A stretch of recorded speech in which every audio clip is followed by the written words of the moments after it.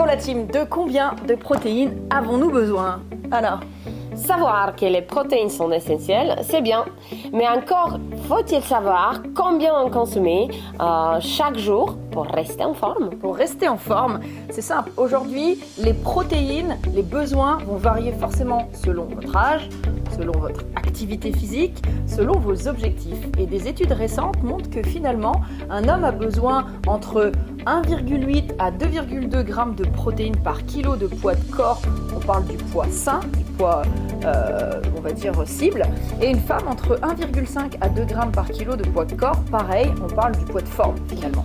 Donc, prenons un exemple. Une femme de 60 kg devra consommer entre 90 et 120 grammes de protéines par jour selon les objectifs. Et un homme de 80 kg aura besoin entre 144 et 176 selon aussi les objectifs.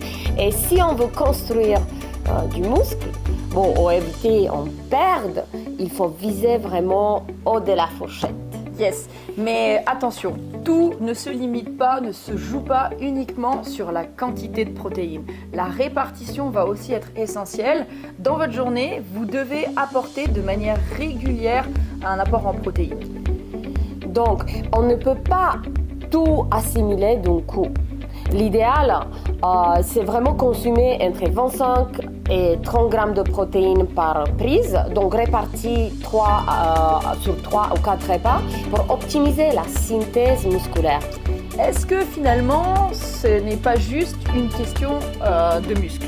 Aujourd'hui, on parle beaucoup de la protéine pour construire du muscle, mais attention, elles influencent aussi une chose essentielle, c'est votre satiété. Un bon apport permet de mieux contrôler ton appétit, ça te donne le sentiment d'être rassasié, et ça va éviter toutes les fringales inutiles et donc peut-être des grignotages. D'ailleurs, savais-tu que l'assimilation de protéines dépend aussi de la vitamine B6? Yes, c'est la petite pépite du jour qui va vous aider.